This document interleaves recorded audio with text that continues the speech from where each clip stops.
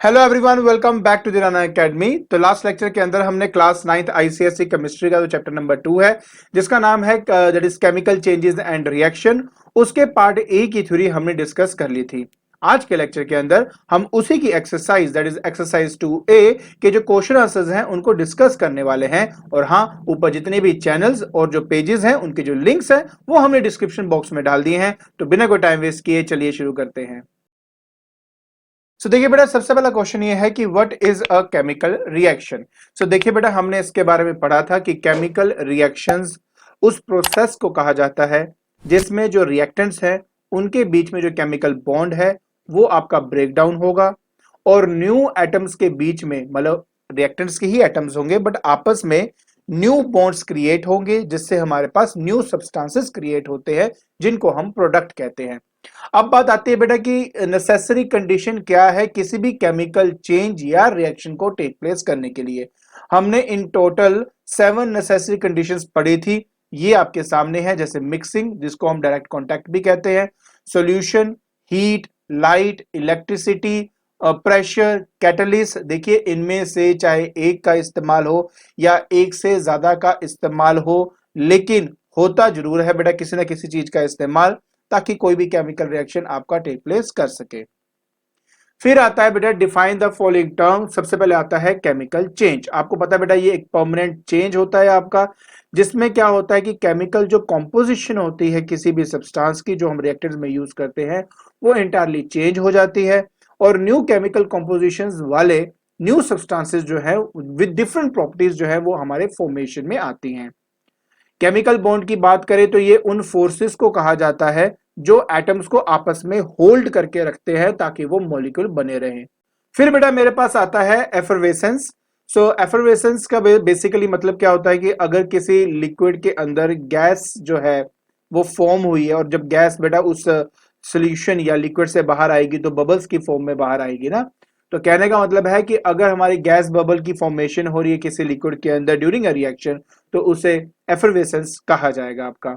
फिर आता है बेटा प्रेसिपिटेट। कुछ केमिकल रिएक्शन ऐसे होते हैं जिनके अंदर हम देख सकते हैं कि एज ए प्रोडक्ट हमारे पास इनसॉल्युबल सॉलिड सब्सटेंस बनता है जो नीचे बैठ जाता है, उसको बेसिकली हम प्रेसिपिटेट का नाम देते हैं। सो बेटा अब हम बात करेंगे अपने थर्ड क्वेश्चन की। थर्ड क्वेश्चन में कहता है कि give an example of a reaction where the following are involved. यहां पर अगर आप देखोगे तो 7 डिफरेंट केसेस बताए गए हैं जो मैंने आपको बताए थे नेसेसरी कंडीशंस होते हैं। तो एक एक करके बेटा उनके जो एग्जांपल्स हैं वो देख लेते हैं। देखिए, सबसे पहले एग्जांपल जो है बेटा वो हमारे हीट की है। तो देखिए ये रहा आपका एग्जांपल। इसके अंदर हमने स्टडी किया था कि अगर मान लो मेरे पास कॉपर कार्बोनेट है और अगर मैं हीट प्रोवाइड करता हूं तो वो डिकम्पोज होकर कॉपर ऑक्साइड के साथ और साथ में as a carbon dioxide gas आपकी इवोल्व होती है। दूसरा बेटा हमारे पास लाइट था। लाइट के लिए बहुत अच्छा एग्जांपल हमें पता है कि कार्बन डाइऑक्साइड जो है पानी के साथ मिलकर in the presence of light हमें ग्लूकोज प्रोड्यूस करता है, साथ में पानी भी ऑफ कोर्स आपका प्रोड्यूस होता है। तो ये बेटा आपकी रिएक्शन है।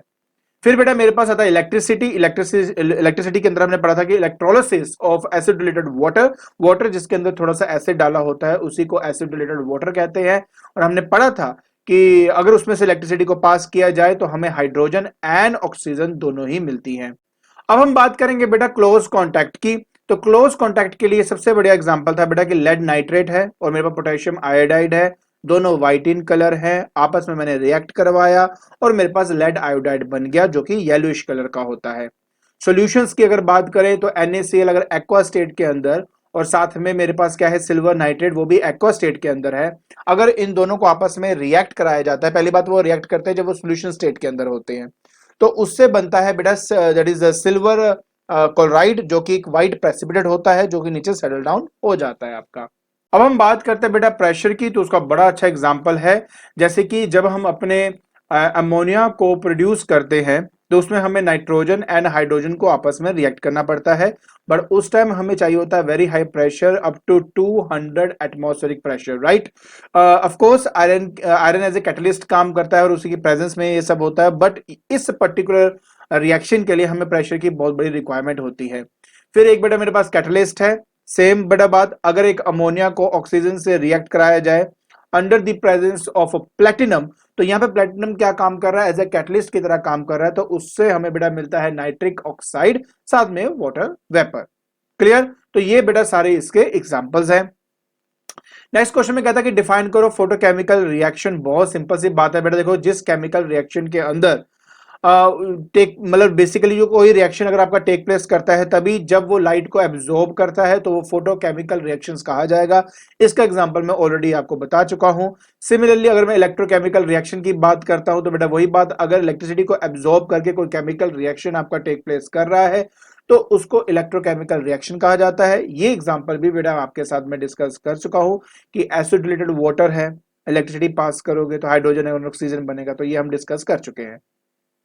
फिर बेटा मेरे पास आता है give an example of each of the following chemical changes. सबसे पहले आता है a photochemical reaction involving silver salt. जब इसने फोटोकेमिकल रिएक्शन बोल दिया तो इसका मतलब है कि अब लाइट को इसमें इन्वॉल्व करना पड़ेगा। तो पहला बेटा ये है मेरा सिल्वर का सॉल्ट है, सिल्वर नाइट्रेट, ठीक है। सनलाइट की प्रेजेंस में हमारे पास सिल्वर बनता है, साथ में बेटा हमारे पास बनता है नाइट्रोजन डाइऑक्साइड और साथ में ऑक्सीजन। क्लियर हो गया? इसके बाद बेटा नेक्स्ट है वाटर। तो देखिए ये रहा आपका एग्जांपल बेटा, जिसके अंदर कार्बन डाइऑक्साइड और पानी आपस में मिलकर ग्लूकोज एंड वाटर प्रोड्यूस करते हैं। फिर है रिएक्शन जिसमें इन्वॉल्व हो रहा है ब्लू सॉल्यूशन।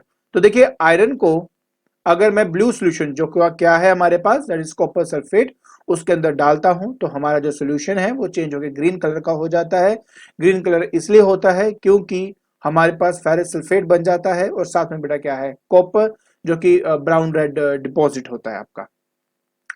फिर हमारे पास है formation of dirty green precipitate, तो इसका एग्जांपल भी बेटा मैंने ऑलरेडी आपको दे दिया है। तो ये सब चीजें बेटा ऑलरेडी ना सब पढ़ चुके हैं, बस मैं आपको हर क्वेश्चन का प्रॉपर आंसर देना चाहता था, तो इसलिए मैंने ये इस तरह की जो वीडियोस मैं बनाता हूं।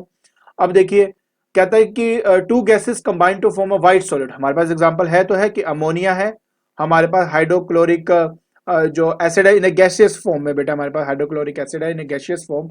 अगर इन दोनों को आपस में रिएक्ट करवाता हूं तो मेरे पास बनता है अमोनियम क्लोराइड जो कि सॉलिड फॉर्म में होता है। तो यही पूछा गया था। फिर कहता है कि दो सॉलिड कंबाइन होकर लिक्विड बनाए, है ना। हमारे पास कार्बन है, सल्फर है, दोनों को सॉलिड फॉर्म में मिल जाएगा तो कार्बन डाइसल्फाइड हमारे पास बन जाता है जो कि लिक्विड फॉर्म में होता है। फिर कहता है reaction where colour changes noticed. बेटा ये अभी तो बताया आपको कि आयरन को ब्लू सॉल्यूशन के अंदर डालो तो ग्रीन सॉल्यूशन बन जाएगा due to the formation of the ferrous sulphate, right. तो ये हमने डिस्कस कर लिया है। फिर हमारे पास आता है बेटा कि एक ऐसे केमिकल मतलब रिएक्शन लिखो जिसके अंदर फॉलोइंग जो चीजें हैं वो ऑब्जर्व हो, जैसे गैस इवॉल्व होना। तो हमने ये पढ़ा हुआ बेटा कि अगर मेरे पास कैल्शियम कार्बोनेट है उसके अंदर हाइड्रोक्लोरिक एसिड को मिला दिया जाए तो कैल्शियम क्लोराइड और साथ में water, and as a result हमारे पास कार्बन डाइऑक्साइड गैस हमें मिलती है। कलर चेंज की बात करें, मैं बार बार वही चीज का इस्तेमाल कर रहा हूँ कि iron blue solution green solution बन जाता है उसके लिए। प्रेसिपिटेट फॉर्म की बात करें, मैं यही रिएक्शंस को पता नहीं कितनी बार यूज कर चुका हूं। तो क्या होता है कि दो तीन रिएक्शन ऐसे होते हैं जो हर जगह यूज हो जाते हैं। जैसे यहाँ पे है सोडियम क्लोराइड है, मेरे पास सिल्वर नाइट्रेट है, दोनों को मिला दो तो मेरे पास सिल्वर क्लोराइड बन जाता है जो कि व्हाइट प्रेसिपिटेट होता है आपका, एंड सोडियम नाइट्रेट हमारे पास यहाँ पे मिल रहा है। Physical state of reacted is change, अभी बताया था। जैसे मेरे पास कार्बन है, सल्फर है, दोनों सॉलिड स्टेट में आपस में मिलाओगे तो आपके पास बन जाता है कैल्शियम कार्बन डाइसल्फाइड जो कि अपने आप में एक लिक्विड फॉर्म में होता है। बेटा फिर हमारे पास आता है that is give reason for the following. कहता है सिल्वर नाइट्रेट सोल्यूशन जो है उसको कलर्ड बोतल में क्यों रखा जाता है। बात यह है कि सिल्वर नाइट्रेट जो सोल्यूशन है in the presence of light actually में वो डिकम्पोज हो जाता है और उससे बन जाता है बेटा एक मतलब बेसिकली जो पूरा सोल्यूशन है आपका, ठीक है, वो आपका ब्लैक कलर का पड़ जाएगा क्योंकि उसके अंदर वो डिकम्पोज हुआ है आपका सिल्वर की फॉर्म में, नाइट्रोजन डाइऑक्साइड की फॉर्म में एंड ऑक्सीजन की फॉर्म में। कहता है मोलिब्डेनम को क्यों यूज किया जाता है in the manufacture of ammonia. Simple सी बात है जी, इसका इस्तेमाल किया जाता है कैटलिस्ट की एफिशिएंसी को इंक्रीज करने के लिए।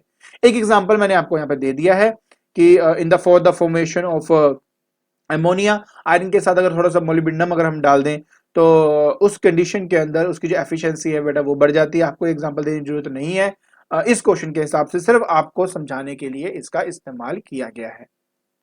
फिर आता है बेटा blue solution of copper sulphate changes to green when a piece of iron is added to this solution. आपको मैंने बता दिया है कि जब भी हम उसके अंदर आयरन ऐड करते हैं तो उसमें फेरस सल्फेट बनता है जो कि ग्रीनिश कलर का होता है, इसलिए वो ग्रीन कलर का हो जाता है। कहता है colourless concentrated sulphuric acid in a test tube change to blue on adding a few small pieces of copper in it. Obviously copper sulphate बनेगा, ब्लूइश कलर का होता है। तो देखिए कॉपर को अगर हम कॉन्सेंट्रेटेड सल्फ्यूरिक एसिड के अंदर डालते हैं तो हमारे पास कॉपर सल्फेट बनता है जो कि ब्लू कलर का होता है। साथ में बेटा पानी एंड सल्फर डाइऑक्साइड तो बनेगा ही बनेगा। आई होप आपको बेटा ये जितने भी क्वेश्चन आंसर है ये समझ में आगे होंगे। ठीक है, तो आज के लेक्चर के अंदर हमने जो 2A है जो कि पहली एक्सरसाइज है इस चैप्टर के, उसके जो क्वेश्चन आंसर्स है वो हमने डिस्कस कर लिए हैं। आई होप आपको सारे क्वेश्चन और उनके आंसर समझ में आगे होंगे। अगर आपको मेरी वीडियो पसंद आ रही है तो please like it, share it and subscribe it. आज के लिए बस इतना ही। Thank you so much.